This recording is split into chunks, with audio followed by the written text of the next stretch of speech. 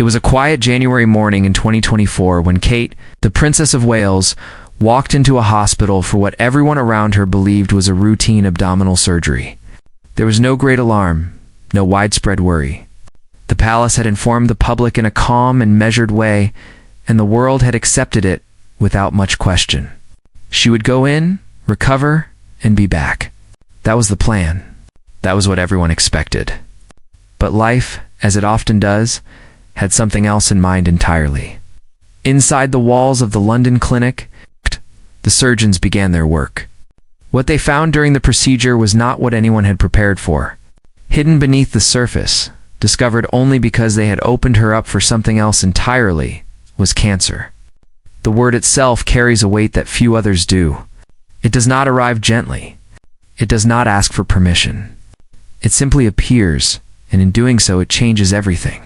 For Kate, a woman who had spent years building a life of quiet strength beside one of the most watched men on the planet, that word landed like a stone dropped into still water. The ripples would reach every corner of her world. The surgeons completed their work, and Kate began her recovery. But the recovery was no longer simply about healing from a procedure. It was now about something far larger, far heavier. The medical team advised chemotherapy. The treatment would take months. It would be difficult, draining, and deeply private.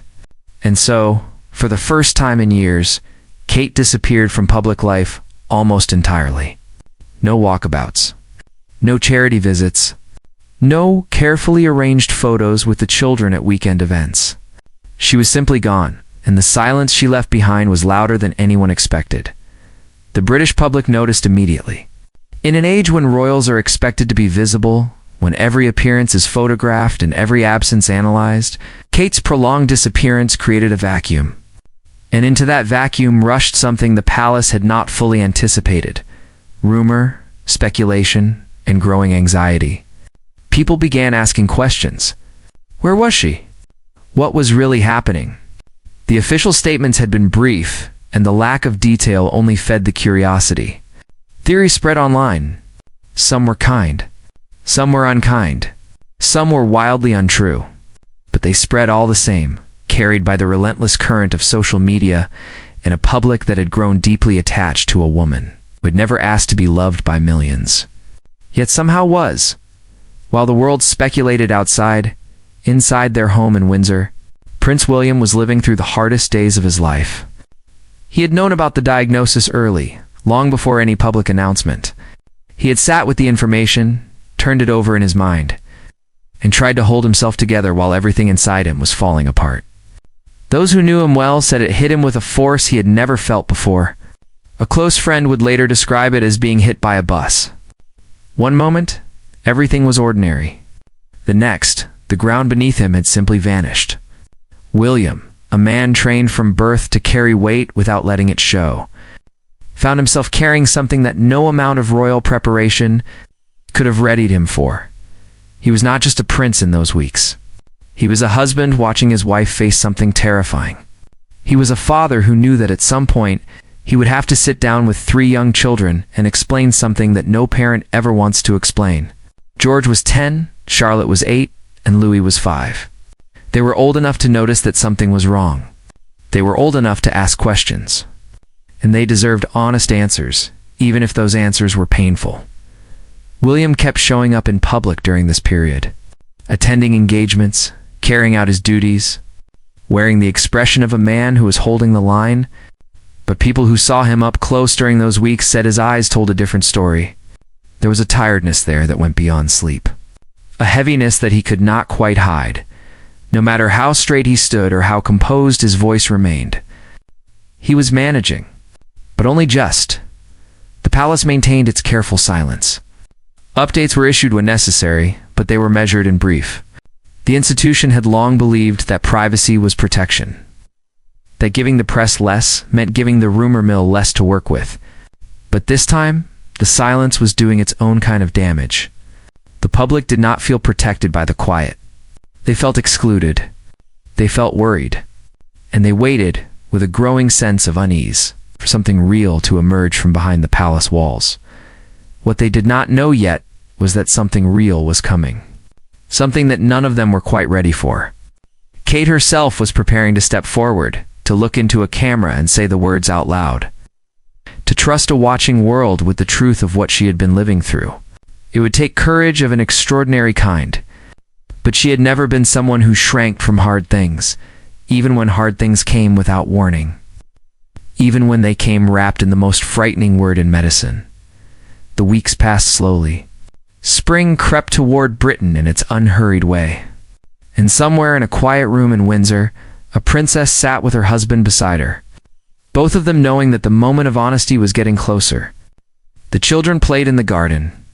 Life moved around them, as life always does.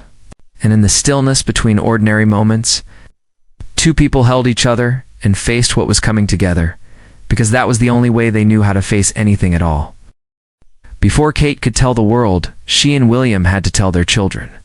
That conversation, by anyone's measure, was the hardest one of all. No press team could prepare them for it. No palace advisor could draft a script. It was just two parents sitting with three young faces looking up at them, trying to find the right words for something that had no right words. William had always believed in honesty with his children. He had spoken openly about this. When difficult things happened in the world, he did not want George, Charlotte, and Louis to hear it from somewhere else first. He wanted them to hear it from him and Kate, surrounded by warmth and safety, so they could process it in a space where they were loved. This moment was no different, except that this time, the difficult thing was their mother. The conversation happened at home, away from the noise and expectation of public life. Kate sat with William beside her, and they began to explain. They told the children that Mummy had been unwell. They told them about the surgery, about what the doctors had found, about the treatment that would follow. They tried to be honest without being frightening. They tried to be calm without being dishonest about the seriousness of what they were facing. It was a balance that no parent should ever have to strike, and they struck it the best they could. The children cried. William cried. Kate, despite everything she was carrying, tried to hold herself steady for them. But there were tears from everyone in that room. It was not a royal moment. It was simply a human one, raw and unguarded in the way that only the most private moments ever are. A mother telling her children she was sick. A father watching his children absorb a truth that was too large and too frightening for young hearts to hold easily. And three children, whatever they understood or didn't understand, sensing that the world as they knew it had shifted in some way they couldn't yet name. George, the eldest, was old enough to carry a quiet awareness of what illness could mean. He had watched from a distance as his great-grandmother, Queen Elizabeth II, had slipped away the year before. He understood, in the way that children who grow up around loss sometimes do, that the people you love are not permanent. Charlotte, fierce and bright and deeply intuitive, would have felt the weight of her parents' emotions even before a single word was spoken. And Louis, the youngest, full of energy and unaware of the full picture, would have known only that something sad was happening, and that the people he trusted most in the world were sad, too. After that conversation, the family moved through the following weeks with a different kind of quiet.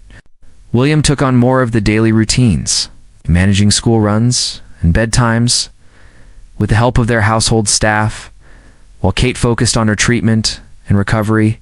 He showed up for the children in all the small ways that mattered, reading with them at night, sitting with them over breakfast, making sure that the structure of ordinary life remained intact even when nothing about their circumstances felt ordinary at the same time. William was carrying his own grief separately, in the way that men who have been raised to be strong often do. He was not simply worried about Kate, he was terrified. People who spoke to him in that period said he seemed stripped of his usual lightness. The easy humor that had always been part of who he was had gone somewhere quieter. He was focused, present, functional, but the weight behind his eyes was visible to those who knew where to look. Adding to everything was the news that had come. Just weeks before Kate's own diagnosis became public, King Charles, his father, had also been diagnosed with cancer. William found himself, within a matter of weeks, sitting at the center of two of the most frightening health crises he had ever known. One concerning his wife, and one concerning his father, the heir to the throne, a man who had already lost his mother at the age of 9, was now watching both of the people closest to him and the generation above and the generation beside him face the same disease at the same time. He described it publicly later, in a moment of unusual candor, as brutal, not a word chosen carelessly, not a word chosen for effect, just the plainest, most honest word he could find for what the year had felt like from the inside. It had been brutal, and he had gone on carrying it day after day, because there was no alternative, because Kate needed him steady, because the children needed him present, because the institution needed him visible, and because he was, at his core, someone who had learned from the earliest age that you keep going, even when keeping going feels like the hardest thing in the world. Outside the palace, the public was still waiting. The rumors had not quieted. If anything, they had grown louder, stranger, more unkind in places. A photo that was released showed Kate with the children. But sharp-eyed observers noticed something about the image that seemed off, and the questions only multiplied. The palace found itself in an uncomfortable position, having stayed silent for too long in a media landscape that could no longer tolerate uncertainty without filling it with invention. Something had to be done. Kate herself felt it. She had watched the speculation grow, had followed some of it from the quiet of her recovery, and had made a decision that only she could make. She was going to speak.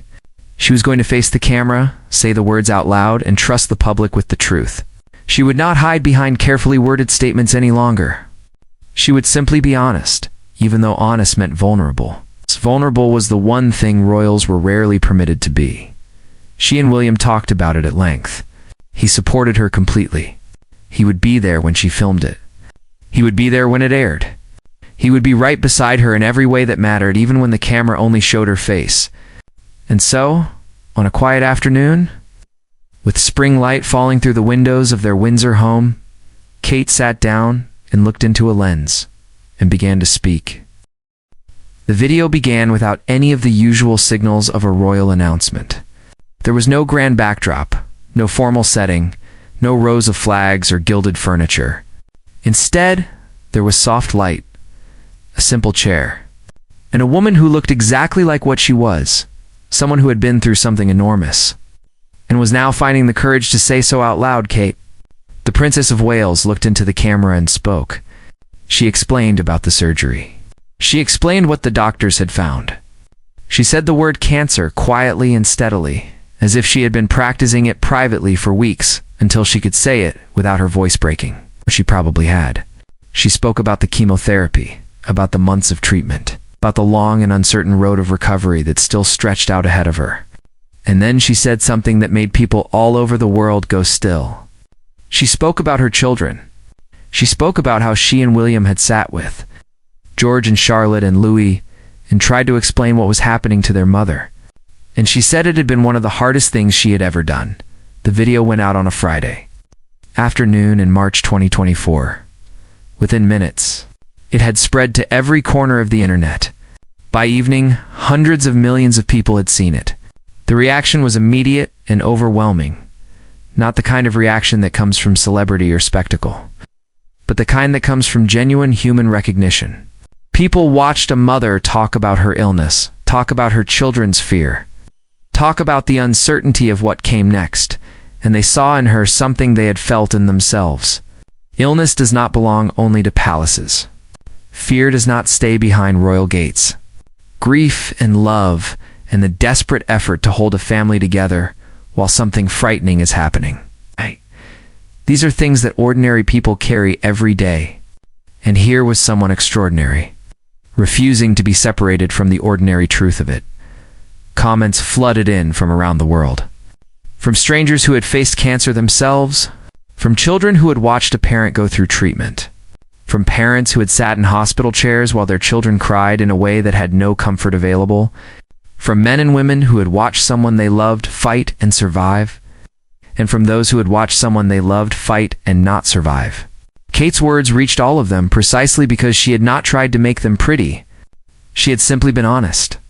And honesty, in a world that often prefers the polished version, is one of the most powerful things one person can offer another. The response to William was equally striking. People had watched him in the months before, moving through his public duties with that visible heaviness behind his eyes. Now the context for all of it was suddenly clear. The man at the cenotaph, the man at charity events, the man shaking hands and giving speeches while privately carrying something that would have flattened most people, that man came into sharp focus. A husband. A worried, loving, a frightened husband who had nonetheless kept showing up day after day, because that was what he believed his duty required, and because his family needed him too. William had spoken to journalists in Cape Town in the months following Kate's diagnosis. More openly than he usually allowed himself to be, he had described the year as the hardest he had ever lived through. He said it had been dreadful. He said it had been brutal. Those words were not chosen for effect. They came from somewhere deep and unguarded. From the part of him that was not a future king or a royal ambassador, but simply a man who had watched his wife go through something terrible and had struggled to hold himself together while doing so. He said he was proud of her. He said he was proud of his father. And in saying both of those things in the same breath, he revealed how much he had been holding at once. A wife battling cancer and a father battling cancer. And himself standing between the two, steady on the surface, shaken to his core beneath it. That image of William, not the composed public figure, but the quietly breaking private man, was one that people connected with just as powerfully as Kate's video. Because William had always carried the extra weight of his mother's loss. The absence of Diana had shaped him in ways the public understood without needing to be told. He was a man who knew what it meant to lose someone suddenly, without warning, without the chance to say everything that needed to be said. And now, all these years later, he was sitting with the fear of losing someone again. This time not in a sudden crash on a Paris night, but in the slow, uncertain way that illness unfolds, day by day, treatment by treatment, scan by scan. The public felt all of this. They felt it in their chests. They felt it at their kitchen tables, watching the video on their phones while their own children sat nearby. They sent messages and flowers and lit candles in churches. They talked about Kate in terms that no longer had anything to do with her fashion, or her hair, or her place in the line of succession. They talked about her the way you talk about someone you know, someone you care about, someone you're rooting for with everything you have. At Kensington Palace, the communications team had prepared carefully for the response, but even they were not fully ready for the scale of it. The volume of messages that came in was extraordinary. The hashtags that trended. The front pages the next morning, not aggressive or intrusive, but genuinely moved, genuinely warm. Something had shifted in the relationship between this couple and the public they served. The distance that royalty had always maintained, that carefully managed gap between the institution and the individual, had narrowed in a way that no press strategy could have manufactured. Because it had not been manufactured at all. It had simply been real. Kate finished her video with words that were quiet and direct. She asked for time. She asked for space. She asked, gently and without demand, for privacy as she continued her treatment and tried to return to the life she loved. And the world, moved beyond its usual noisiness, found that it wanted very much to give her exactly that. The months that followed Kate's video were long and quiet in the way that treatment months always are. There were no announcements, no photographs, no carefully staged public appearances. The palace released occasional brief updates, enough to let the public know she was still moving through her treatment, still resting, still being cared for. And the public, to its credit, largely respected the boundary that Kate had asked for. People still worried. They still talked. But the ugly speculation that had filled the silence before her announcement had quieted considerably. In its place was something warmer, more patient, a kind of collective waiting. It's the way a community waits for someone it loves to come through something difficult inside their home. The rhythm of the family had adjusted to the reality of treatment. Kate had good days and harder ones. Chemotherapy is a particular kind of difficult, not the clean, dramatic struggle that stories sometimes portray, but a grinding, exhausting process that takes as much as it fights. There were days when she had energy enough to sit with the children in the garden, help with homework, read before bed. There were days when she could not do any of those things at all. William moved around both versions of those days with the kind of quiet attention that people rarely talk about. The practical love of being present, of adjusting, of holding the family together without making a performance of it. George, Charlotte, and Louis went to school, came home, lived their lives as children do. They were also learning something that no parent wants their children to learn early, that the people you love can be fragile, that life can change without asking, that being brave sometimes means sitting with fear rather than making it go away. William and Kate tried to give them as much normalcy as possible. They tried to keep the household warm and ordinary, but children feel the emotional temperature of the rooms they live in, and all three of them were living in rooms that carried beneath all the warmth a note of something serious and unspoken. There were moments during those months when William leaned on the support around him. Friends, family, his own private faith in the idea that enduring was its own form of strength. He had, throughout his public life, spoken occasionally about the importance of mental health, about not carrying things alone, about reaching out. He had helped build campaigns around these very ideas. Now he was living them in the most personal way imaginable, navigating his own fear and grief while remaining the steady center his family needed. Autumn arrived, and with it, a significant milestone. In September 2024, Kate completed her course of chemotherapy. It had taken months. It had taken more out of her than she had perhaps expected, but she had done it. She had gone through every round, endured every side effect, and come out the other side, still standing, still herself. Still the woman who had walked into that hospital in January and emerged carrying something she had not arrived with. The palace announced the completion of her treatment in a careful statement, and the public received the news with the kind of exhale that follows a held breath held far too long. Shortly after, Kate made her first quiet return to public view. It was not a grand appearance. It was not a balcony wave or a major charity event. It was a visit to the Royal Marsden Hospital, the very institution where she had received part of her cancer care, returning now not as a patient, but as a patron, as someone who had walked the same corridors that the people inside were walking, who understood in a deeply personal way what those corridors felt like. A photographer who was there that day later described a moment that had stayed with him. As Kate arrived at the hospital entrance, she looked up at the sign above the door, just for a second, just a brief and unguarded glance upward. And in that second, something passed across her face that was impossible to misread. Memory. The weight of having been there. The strange mix of relief and gravity that comes with returning to a place that once held your fear. That moment was small. It lasted perhaps 2 seconds. But it captured something that no official statement ever could.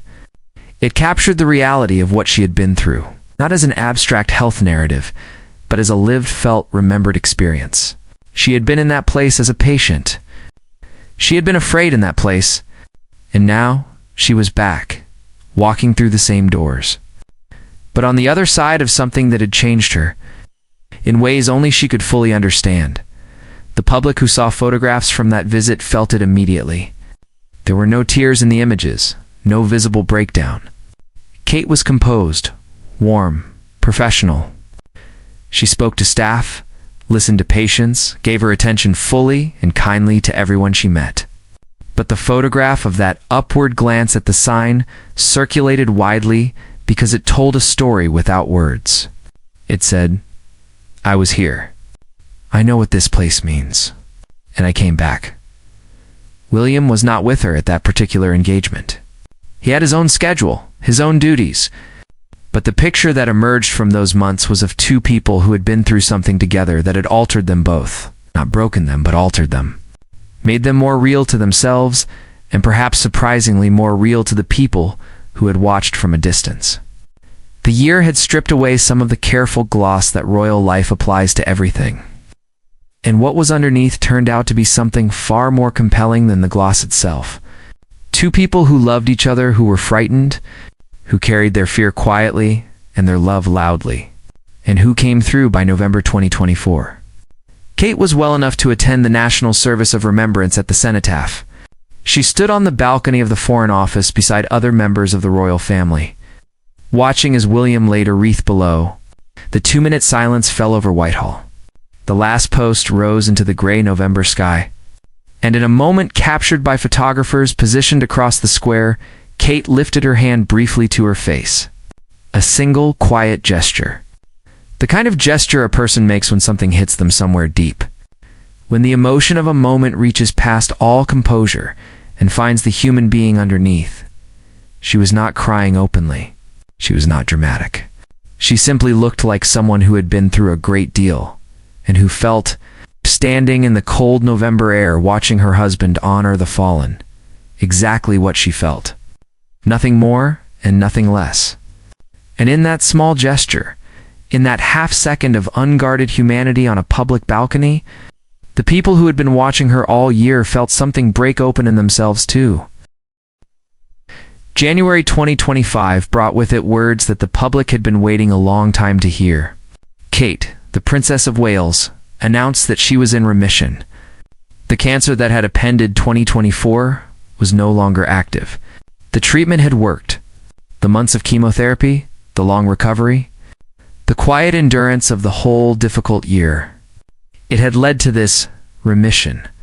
2 syllables that carry the weight of everything people facing serious illness hope for.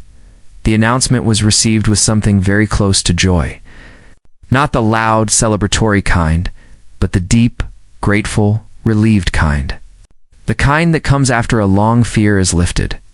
Messages poured in from people all over the world, many of them sharing their own experiences of cancer, their own remission stories, their own losses.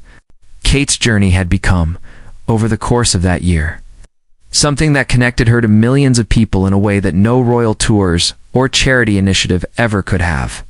She had faced something terrifying in front of the world, and the world had watched and worried and hoped alongside her. And now, the hoping had paid off. William received the news of remission. Oh. The way he had received all the hardest news of that year, with the kind of quiet intensity that had become characteristic of him in difficult times. He had described 2024 publicly as the hardest year of his life. He had used the word brutal. He had said that worrying about Kate and about his father simultaneously had been an experience of a kind he had not known before. A double weight that pressed down on him even as he went on appearing in public, shaking hands, giving speeches, carrying out the duties that the position demanded. The remission did not erase any of that, but it changed what the year meant. It turned a story that could have ended very differently into one that ended with hope. Kate returned to public life gradually, as her doctors had advised. She did not rush back to a full schedule. She had learned over the course of her illness, something that many people who survive serious illness come to understand, that the body has its own timeline, that recovery is not linear, and that pushing too hard too soon undoes the careful work that treatment has done. She reappeared at engagements that mattered to her personally, events connected to the causes she had championed for years: early childhood development, mental health, the well-being of military families. She showed up with the same attentiveness she had always brought to her work. But there was something different about her now.